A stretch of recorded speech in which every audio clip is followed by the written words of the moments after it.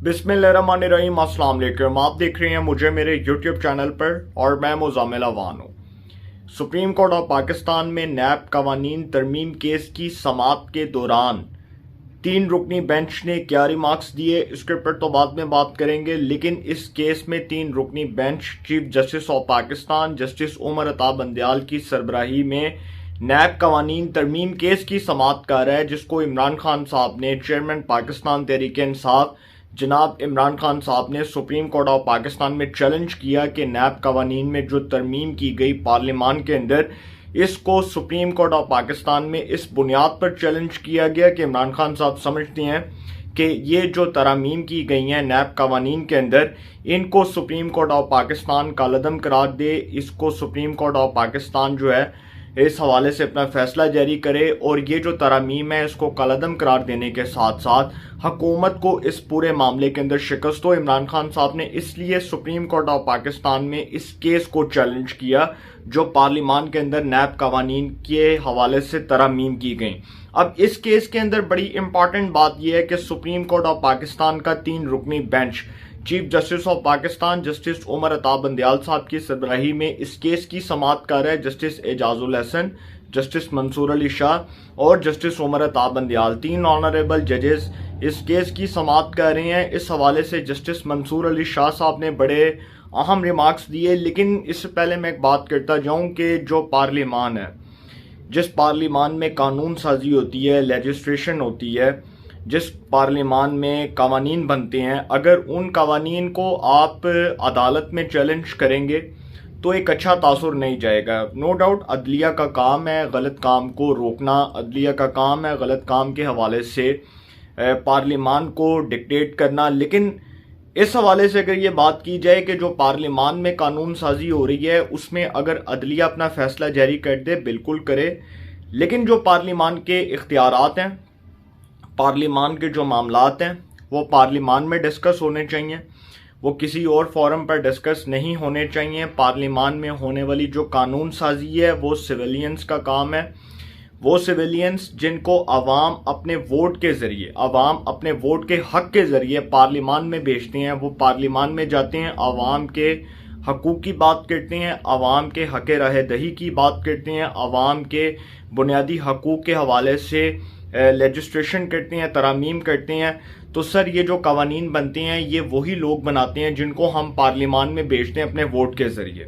तो जब ये पार्लियामान के अंदर कानून साजी होगी, लेजिस्ट्रेशन होगी, तरमीम होंगी, तो ये काम पार्लियामेंट का है, ये काम पार्लियामेंट करेगी। अदलिया पार्लियामेंट को डिक्टेट नहीं कर सकती। अदलिया सिर्फ और सिर्फ गलत काम को रोक सकती है, गलत हाथों को काम करने से रोक सकती है। अदलिया ये काम कर सकती है। अब इस हवाले से 31 समातें हो चुकी हैं, 31 जो है वो समातें हो चुकी हैं और इन 31 समातों के अंदर इमरान खान साहब के वकील जो हैं वो बार बार अदलिया में वही मौक़िफ़ पेश कर रहे हैं जो मौक़िफ़ वो बहुत पहले पेश कर चुके हैं। बार बार वो एक ही मौक़िफ़ पेश करते हैं कि अदलिया जो है जी वो इस हवाले से अपना फैसला जारी करे, ये इसको कालअदम करार दे दे।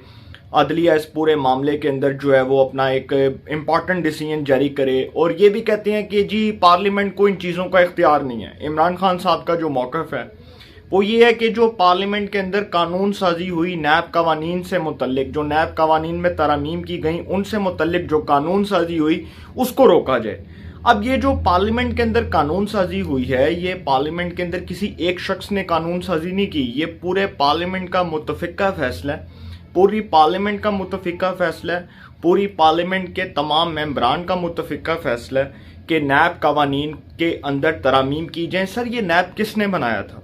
ये नैब जनरल रिटायर्ड परवेज़ मुशर्रफ ने बनाया, जो पाकिस्तान के साबिक आर्मी चीफ रहे, साबिक सदर पाकिस्तान रहे। उन्होंने नैब को इसलिए बनाया कि पॉलिटिकल इंजीनियरिंग का एक टूल था, पॉलिटिकल विक्टिमाइजेशन के ज़रिए मुखालफिन के लिए इस्तेमाल किया जा सके, पॉलिटिकल विक्टिमाइजेशन के ज़रिए एहतसाब के नाम पर इंतकाम लिया जा सके, पॉलिटिकल विक्टिमाइजेशन के ज़रिए सिविलियंस को डराया धमकाया जा सके, झूठे केसेस बनाए जाएं, झूठे केसेस के ज़रिए इनको थ्रेट किया जाए।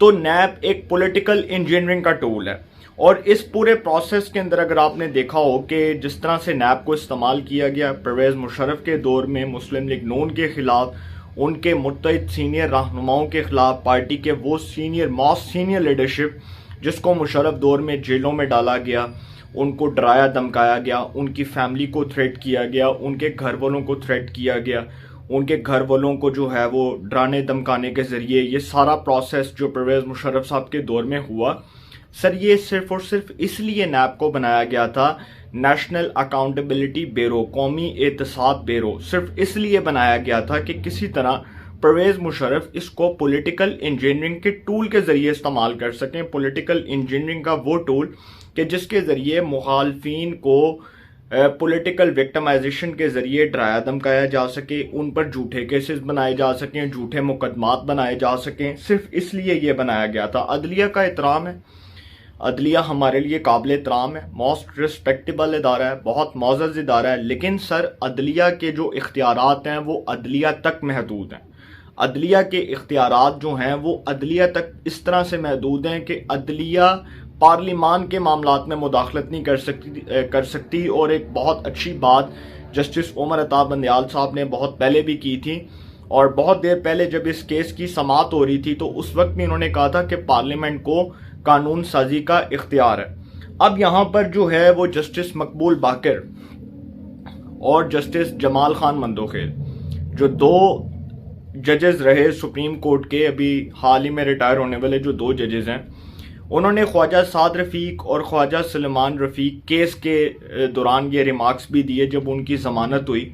तो उन्होंने इस पूरे केस के अंदर जो लैंडमार्क जजमेंट दी थी कि पाकिस्तान में नैब एक पॉलिटिकल इंजीनियरिंग का टूल है।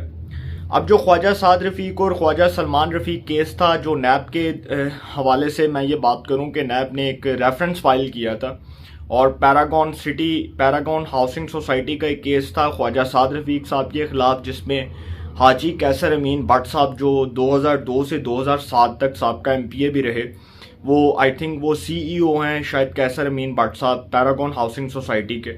तो उस केस की समाअत जो सुप्रीम कोर्ट में हुई थी, उस वक्त जस्टिस रिटायर्ड मकबूल बाकर और justice retired Jamal Khan, justice retired Mazhar Alam Miankhel जो हैं, ये दो जजेस ने इस हवाले से अपना एक डिसीजन दिया था और लैंडमार्क जजमेंट दी थी कि नैब एक पॉलिटिकल इंजीनियरिंग का टूल है और नैब को पॉलिटिकल विक्टिमाइजेशन के ज़रिए मुखालफिन के लिए इस्तेमाल किया जाता है। इससे पहले जस्टिस रिटायर्ड शेख हजमत सईद जो सुप्रीम कोर्ट के साबका जज रहे, उन्होंने साकिब निसार साहब के दौर में नैब के करैक्टर के हवाले से, नैब के जो है वो इख्तियारात के हवाले से एक बड़ा स्ट्रॉन्ग जो है वो एक बयान दिया था और नैब के खिलाफ बयान दिया था कि नैब को किस तरह से पॉलिटिकल इंजीनियरिंग का टूल बनाया गया मुशर्रफ के दौर में और किस तरह से उसको इस्तेमाल किया गया और किस तरह से नैब जो है उसको सियासतदानों के खिलाफ इस्तेमाल किया जाता रहा। अब जस्टिस मंसूर अली शाह साहब जो सुप्रीम कोर्ट के सीनियर तरीन जज हैं, उन्होंने इस पूरे केस में एक तो पहली बात पाकिस्तान तहरीक इंसाफ के हवाले से सवाल किया और पाकिस्तान तहरीक इंसाफ के हवाले से सवाल करते वक्त उन्होंने ये बात की कि क्या तहरीक इंसाफ पार्लियामेंट का हिस्सा है। जो ये दरख्वास्त वो सुप्रीम कोर्ट में लेकर आए हैं, जब वो पार्लियामेंट में नहीं है, जब वो फैसला कर चुकी हैं कि वो पार्लियामेंट से मुस्ताफ़ी हो चुकी हैं और उन्होंने इस्लामाबाद हाई कोर्ट में भी ये पिटिशन, ये दरख्वास्त दी हुई थी कि वो पार्लियामेंट का हिस्सा नहीं है और स्पीकर कौमी असम्बली राजा परवेज़ अशरफ हमारे इस्तीफ़े मंजूर करें। तो ये जो समाअत इस केस की हो रही है, इस केस की समाअत के दौरान जस्टिस मंसूर अली शाह ने जो रिमार्क्स दिए हैं वो बड़े दबंग, बड़े इंपॉर्टेंट रिमार्क्स हैं और उन्होंने साथ साथ ये भी कहा कि नैब जो पॉलिटिकल इंजीनियरिंग का टूल है, क्या इसके ज़रिए सिर्फ सिविलियंस का एहतसाब होगा? क्या इसके ज़रिए किसी जर्नैल का, किसी जज का, किसी ब्यूरोक्रेट का, किसी का कोई एहतसाब नहीं होगा? क्या इस नैब के ज़रिए जो है वो सिर्फ सिविलियंस का ही एहतसाब हो सकता है? क्या सिविलियंस ही इस एहतसाब के दायरा कार में आते हैं? ये नहीं हो सकता कि सिर्फ सिविलियंस का एहतसाब हो। इस मुल्क में हर एक शख्स का एहतसाब होना चाहिए। और बहुत अच्छी बात की उन्होंने कि नैब का जो ट्रैक रिकॉर्ड है वो सबके सामने है और नैब का ट्रैक रिकॉर्ड सबके सामने आ चुका है। अब ये जो 3 रुकनी बेंच है, इसमें chief justice of Pakistan justice Umar Ata Bandial साहब फरमाते हैं कि पार्लियामान जो है वो कैप्चर्ड है, पार्लियामान के ऊपर किसी ने कब्जा किया हुआ है। बहुत हमारे लिए काबिल एहतराम है chief justice of Pakistan justice Umar Ata Bandial साहब, और वो इस अदालत उज़्मा के, पाकिस्तान की सबसे बड़ी अदालत के सरबराह हैं, वो कुछ भी कह सकते हैं। वो एक उनकी अपनी ज़ाती राय है, एक उनका अपना पर्सनल ओपिनियन है, ये उनका एक फैसला नहीं, उनका एक अपना बयान है, उनका एक अपना ज़ाती बयान है। लेकिन मैं समझता हूँ कि पार्लिमान के जो इख्तियारात हैं, पार्लिमान के जो मामलात हैं, वो पार्लिमान में ही डिस्कस होने चाहिए, वो अदलिया में नहीं जाने चाहिए। माजी के अंदर सियासतदानों ने एक दूसरे की टांगें खींची, कोई किसी के खिलाफ अदालत जा रहा था, कोई किसी के खिलाफ अदालत जा रहा था, कोई किसी के खिलाफ दरख्वास्त लेकर अदालत जाता था, तो उसके हमने संगीन कॉन्सिक्वेंसेस देखे जब अदलिया ने फैसले दिए, जब अदलिया के डिसीजंस आए। एक दूसरे के खिलाफ मुखालफीन ने जो है वो अदलिया को इस्तेमाल किया, एक दूसरे की टांगें खींचने के लिए अदलिया को इस्तेमाल किया, तो सर उसके बड़े संगीन कॉन्सिक्वेंसेस निकले। और मैं समझता हूँ कि ये मामलात वैसे ही बंद हो जाने चाहिए। और सुप्रीम कोर्ट नो डाउट, ठीक है, सुप्रीम कोर्ट जो है वो पार्लिमान की लेजिस्लेशन के ऊपर कोई भी हतमी राय दे सकती है, फैसला दे सकती है, लेकिन सुप्रीम कोर्ट उसको कलअदम करार नहीं दे सकती, इसलिए क्योंकि वो पार्लिमान के मामलात हैं, वो एग्जेक्टिव के मामलात हैं। अब जो एग्जेक्टिव के मामलात हैं वो जब अदालत में जाएंगे तो उसके ऊपर सुप्रीम कोर्ट अपनी एक राय दे सकती है, सुप्रीम कोर्ट उसके ऊपर फैसला नहीं दे सकती। तो मैं ये समझता हूँ कि इस केस के अंदर सुप्रीम कोर्ट का जो डिसीजन होगा वो यही होगा कि पार्लिमान जो है वो इन चीज़ों के ऊपर नजरसानी करे। पार्लिमान जो है वो इन चीज़ों के ऊपर अदलिया के फैसले की हुक्म की तामील करे। और मैं नहीं समझता कि सुप्रीम कोर्ट इतनी आसानी से ये नैब कवानीन में जो तरमीम हुई पार्लिमान के अंदर, इसको कलअदम करार दे दे। लेकिन सर अगर सुप्रीम कोर्ट ने इस मामले में पार्लिमान में होने वाली कानून साजी को तरमीम को कलअदम करार दे दिया, तो सर एक बात तो तय हो चुकी है कि नैब, कौमी एहतसाब ब्यूरो, नेशनल अकाउंटेबिलिटी ब्यूरो, जो एक पॉलिटिकल इंजीनियरिंग का टूल है, उसका किरदार, उसका करैक्टर, उसकी तमाम जितनी भी प्रोसीडिंग्स हैं वो सबके सामने। इसके ऊपर मैं ज़्यादा बात नहीं करूँगा क्योंकि ये सब चीज़ें सबके सामने हैं। और इरशाद हसन खान साहब जो सुप्रीम कोर्ट के एक जज थे मुशर्रफ के दौर में, जिन्होंने पीसीओ के तहत हलफ भी उठाया, परवेज़ मुशर्रफ के दस्तेराज थे, उनके बड़े करीबी थे, उनके परवेज़ मुशर्रफ की जो है उनके ऊपर बड़ी शफकत थी। और परवेज़ मुशर्रफ के जो है वो करीबी तस्वुर किए जाने वाले जो इरशाद हसन खान साहब हैं, इन्होंने परवेज़ मुशर्रफ साहब के बनाए कवानीन को सलूट मार के पास किया और इनमें तरामीम करने की इजाज़त दी। तो सर ये होता है वो नुकसान जो पहले हमारा मुल्क उठा चुका है, और हमने पहले बड़े जो है ना वो इस तरह के बड़े नुकसानात उठाए हैं, अब भी हम लोग यही नुकसानात उठा रहे हैं। ये भी जस्टिस रिटायर्ड जावेद इकबाल जो हाल ही में चेयरमैन नैब थे, जो अभी रिटायर हुए, उनके दौर में नैब को कैसे इस्तेमाल किया गया, ये एक बहुत बड़ी कहानी है, बहुत बड़ी कॉन्स्पिरेंसी है। और इसके ऊपर इसलिए बात नहीं करूँगा क्योंकि ये जब कहानियाँ खुलती हैं तो फिर बातें दूर तक जाती हैं।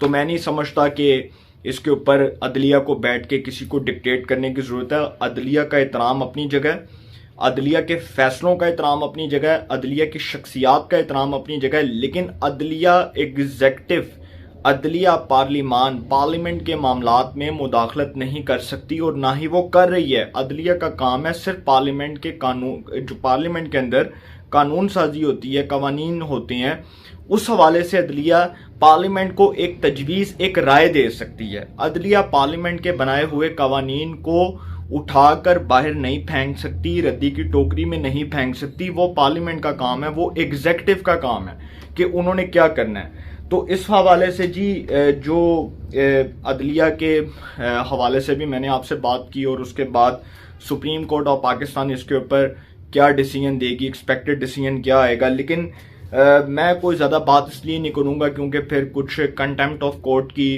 कार्रवाई शुरू हो जाती है, प्रोसीडिंग्स हो जाती हैं, तो इसलिए मैं इसके ऊपर ज़्यादा बात नहीं करूँगा। है फैसला खुद बाइसे तौहीन अदालत, है फैसला खुद बाइसे तौहीन अदालत, कुछ कहकर मैं तौहीन अदालत नहीं करता। तो फैसला जो भी आए, मैं तौहीन अदालत नहीं करना चाहता, अदलिया का फैसला होगा।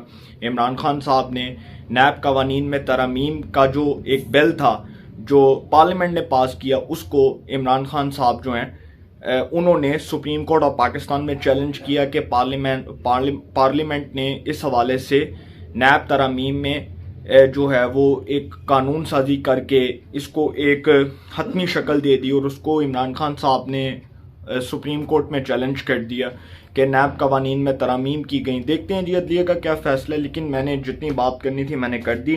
मैं इसको यहीं पर वाइंड अप कर रहा हूँ, तो अपनी राय का कमेंट्स में ज़रूर इजहार कीजिएगा। इंशाल्लाह एक नए सेगमेंट के साथ फिर मुलाकात होगी। अपना बहुत ख्याल रखिएगा। अल्लाह निगहबान।